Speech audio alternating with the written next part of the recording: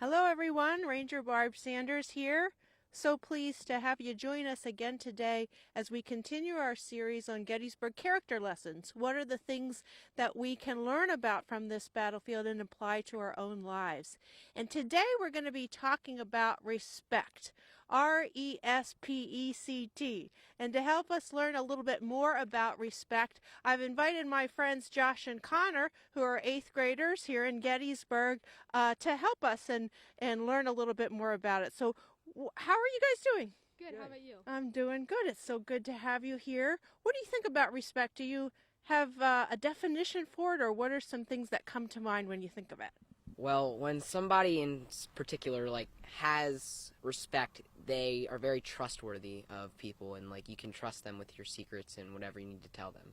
Oh, very good. I think showing caring and kindness and compassion to someone, relying on someone, and showing trust, as Connor said. Oh, very good. Okay, so respect. If you have respect for someone, you kind of admire them. You respect their thoughts and their feelings. I like how you have worked others into that. That's a very good definition. My definition that I have is a feeling or attitude of admiration and deference towards somebody or something. So, what's someone that you guys respect? So I respect my mom and my dad very much a lot. Nice. I hope they're watching. Did you get that, Connor's mom and dad? My family, my teachers, my leaders, government officials, everyone that is looking after us and taking care of us. Very nice. So you show respect. Well, you guys, about over 1 million people come to Gettysburg every year. This is considered a landscape of respect. And the monuments that you see, we're now in front of the Pennsylvania Memorial. There's monuments all across the battlefield, and they're often, you can look at them as like symbols of respect to the men who fought in this battle. In fact, do you know who built the monuments, who raised the money and dedicated the monuments? No, I do not.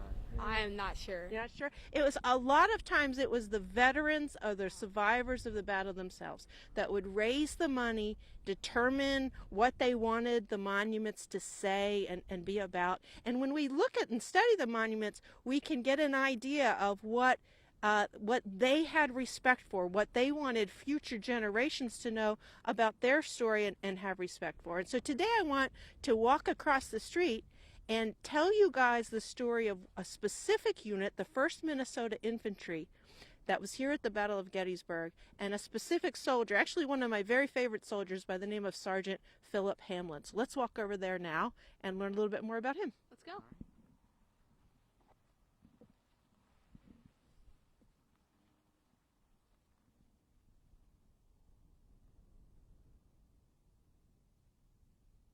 Okay, so here we are in front of the 1st Minnesota Infantry Monument, one of their monuments. We're actually going to see 2 or 3 of their monuments today.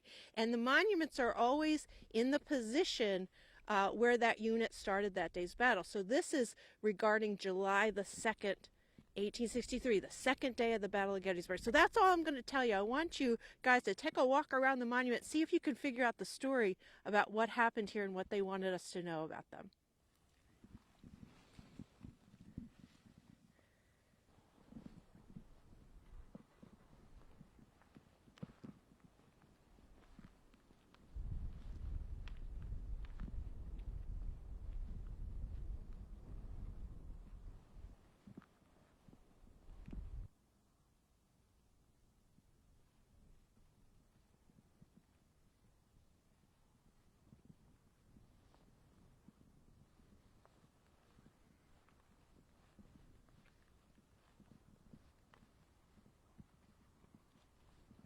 Okay, so what do you guys think? What did the 1st Minnesota, what was their story here, and what did they want you to know?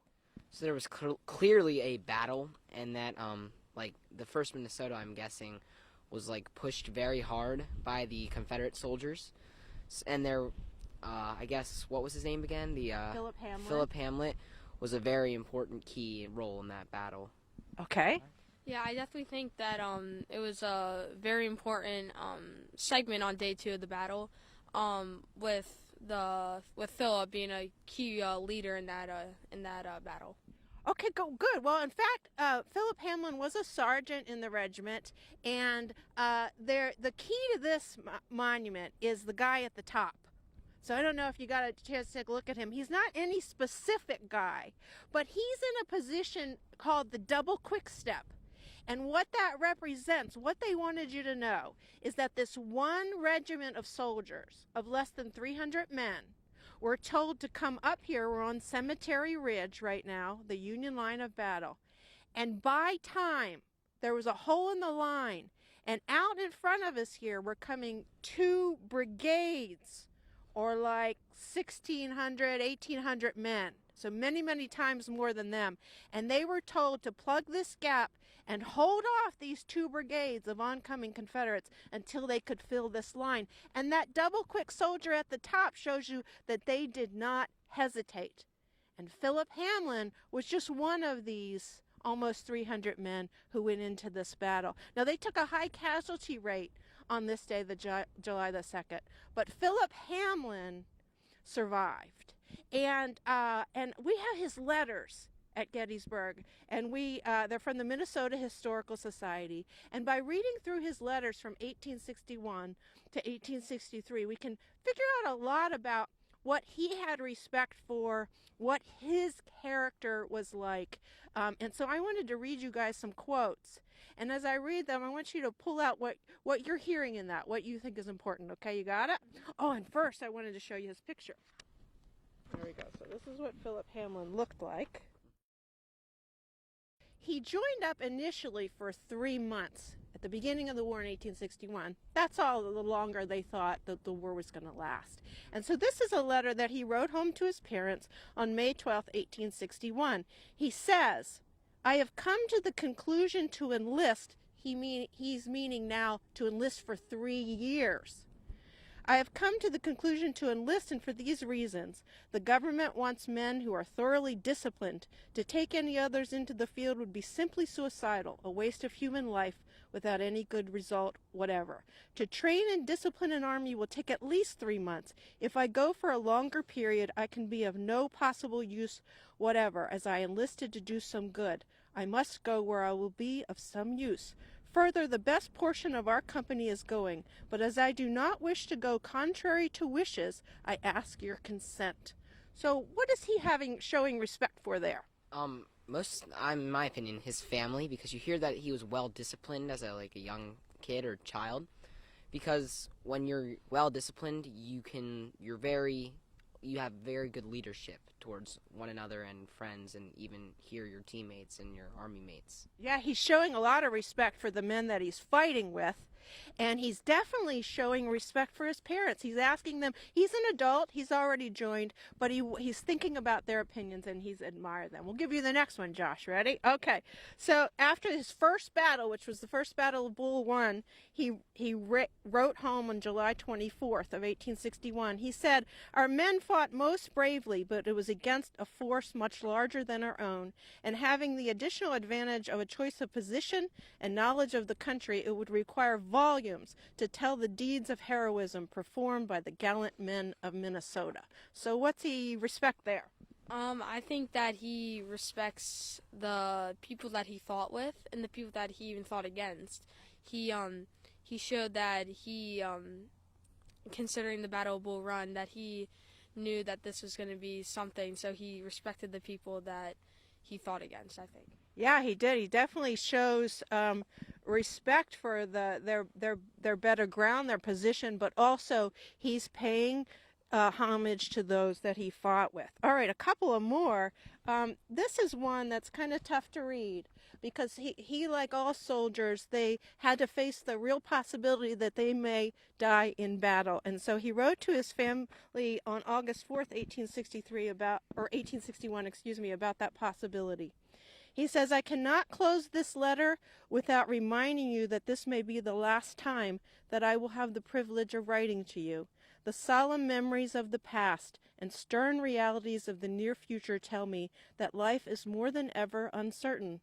Others, my comrades, perhaps nobler than I and possessed of brighter prospects, have fallen, and I may not be exempt. But whether I am to live or die, I desire to be able to say out of the fullness of my heart, now not thy will, but thine, Lord, be done. So what is he respecting in that? What's on his mind? Just like the thought of himself, the people around him, and even his Lord in this case, because he knows that he could die at any second in this war. And he just wants his family to know that he loves them and stuff, and knows that there's a greater meaning for life for what he's doing. Oh, yeah, the cause. He seems to have great respect for the cause, and he definitely was a very religious young man, and always asking, writing home, and if he loses his Bible, and even, and this will be hard for you guys maybe in 8th grade to understand, but he even asked for them to send him a grammar book several times. He wanted to be able to write well and learn well. I want to read you. I'm going to jump ahead.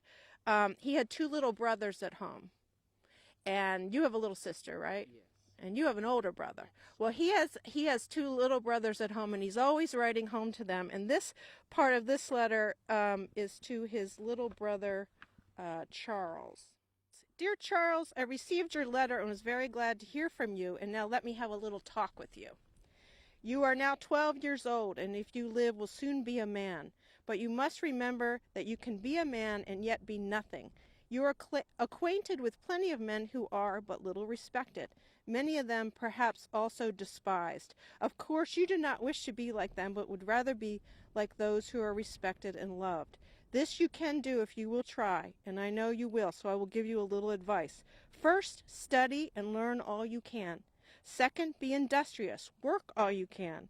Third, don't put off till by and by what you should do now, but commence at once and keep at it, and you will have success. Fourth, strive to be good. Let me hope that you will lead a Christian life. I may never see you again here. Shall I not see you in heaven? What do you think about that letter?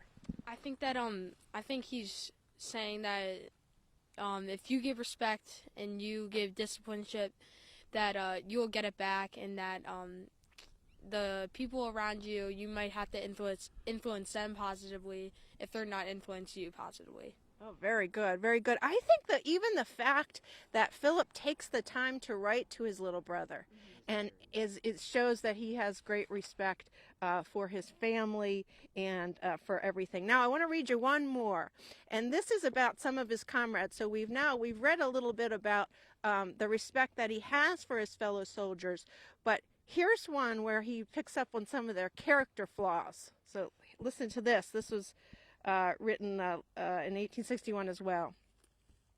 I have in my mind's eye at this moment a man, now a private, who was once a first sergeant and might have been lieutenant today, had it not been for drunkenness and gambling, and it is not the less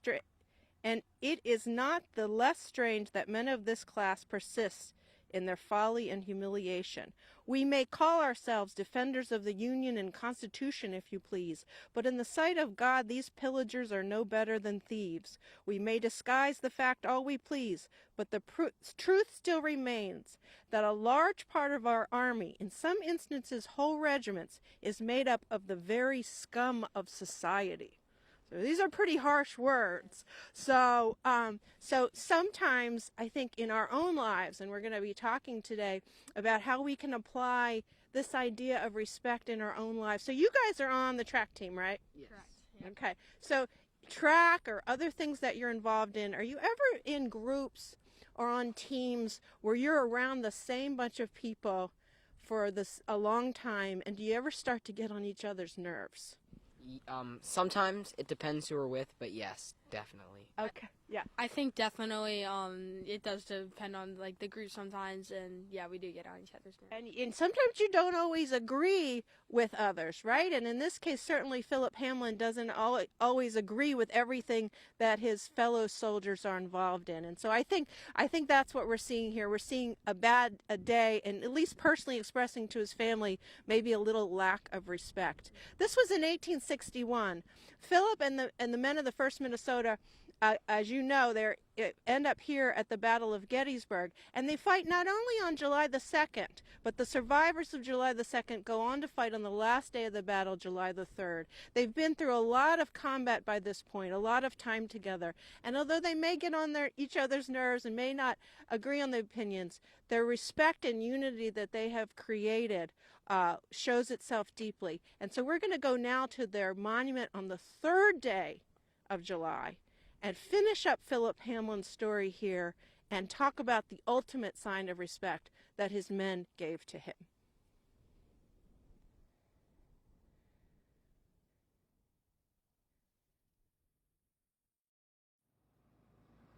So here we are, just a little bit away from the monument to the 1st Minnesota from July the 2nd to the monument to the 1st Minnesota from the last day of battle, Pickett's Charge. Now, Philip Hamlin survives July the 2nd, and only to find himself here along Cemetery Ridge, looking across these fields behind us at thousands of Confederate soldiers who are going to come across those fields in what now is known as Pickett's Charge. So he survives July the 2nd, but finds himself in a very, very big fight on July the 3rd. He knew that there was going to be a big fight. In fact, he wrote home on, let's see, April 10th, 1863, a couple of months before, he says, "The time for exciting me by flag presentations and the like has passed. They only sadden me by recalling the memories of some of my comrades than whom braver, truer men never lived, but who labored, sacrificed, and died unrewarded, and now, if buried at all, sleep in unmarked graves, their resting place unknown to friend or foe." On June 25th, the last letter that we have of him, he says, "It is my opinion that we shall have a battle in the neighborhood of the Blue Ridge before long." He's talking about the Blue Ridge Mountains. "God being my friend, I know that whatever befalls me, all is well, for I am in safe hands." And then he closes by saying, "I have hope." That's what he writes to his parents. So we know he's a religious man. We know he's very, very patriotic, but now he's been involved in this war for over 2 years. He's seen a lot of battles, especially the day before here at Gettysburg, and he just wants to get back home. I really think he just wants to get back home. He has respect for the cause, but he's ready to get it done. Well, what happens here, you guys, is really sad, actually, and very unfortunate. As the Confederate troops concentrate their forces on the center of the line, marked roughly by that clump of trees up there, his position, the 1st Minnesota, they changed their position, and instead of facing this direction, they head up to that center of battle at what is now called the Angle. And Philip is shot and killed and dies here on July the 3rd, 1863. They bring him back probably somewhere between where we're now standing and where he was killed, and they bury him on the field. So we just heard that he was writing about friends and comrades who would be buried and nobody would know where they fell. But here I wanted to have one of you guys read an account about his burial on the field by a private J. Wright. As we drank our coffee, we decided to bury Hamlin that night. Search was made for a spade, and after some time, a shovel was found. With this is a shallow trench was dug beside a walnut tree near which he had been killed, struck by 4 bullets. His blanket and tent cloth were spread in it. He was then laid upon the covered and remaining proportions. Then those present knelt in silence about him, which uncovered bowed heads. I do not recall that a word was spoken, but it was sincere and reverential service, fighting the time and situation. Then we covered him over with the dirt and stones that we had thrown out of the trench and placed on his headboard, on which his name and company and regiment has been marked. So Philip Hamlin got a marked grave out here on the field, and perhaps that is the biggest sign of respect. His men the men that he fought with have been fighting for 2 days, and they didn't have much time, but they took the time to dig a trench, to lay him down, to bow their heads, and to mark his grave. In fact, Philip Hamlin's final resting place is in the Soldiers' National Cemetery here in Gettysburg. And I think, you hear the expression, pay your respects. So I think the best thing that we can do to pay our respects to Philip Hamlin and to all the soldiers who fought here is go and visit his grave. Let's go do that now. Okay, so we're in the Soldiers National Cemetery, and this is the third First Minnesota monument here in the Minnesota plot of the National Cemetery. So this is the National Cemetery that was created after the battle, and that President Abraham Lincoln delivered his Gettysburg Address to pay his respects to the soldiers who died in this battle and are buried here. And you were asking me a question earlier about the unknowns. So Philip Hamlin got a marked grave, but a lot of soldiers didn't. And also in this cemetery we have unknown plots where the men who gave their lives for their country are buried only with a number. They're anonymous. And you were asking about how that could be. And today, soldiers are issued dog tags, right? You've probably identification tags that they wear. But in the Civil War, they were not issued those dog tags. And so we've heard from Philip Hamlin's account that they knew that they may die in battle, but they did have a fear. They thought that perhaps they would be buried unknown. Nobody would know, and they would have an unmarked grave. Because of the respect that his comrades had for him, they did mark his grave, as you read. And they were able, the burial detail, who went out in the fields surrounding the town of Gettysburg where the battle had taken place, found the dead and were able to identify many of them. And certainly they were able to identify Philip Hamlin. And so he is laid to rest here in the Minnesota plot with a marked grave that tells the day that he succumbed to death, that he died here at the Battle of Gettysburg. And so we've been talking about respect today, a very important character trait, respecting others and the thoughts and opinions of others, sometimes even those that you don't agree with. I have a lot of respect for Philip Hamlin, and I have a lot of respect for you guys coming out today and helping me tell everybody about them. And so I thought our final act of respect would be to visit his grave and bow our heads for a moment like his comrades did as well. And so while we go do that, we'll bid you all farewell until next week when we talk about our final trait for this series, and that will be leadership. Thanks you all for joining us. Right this way.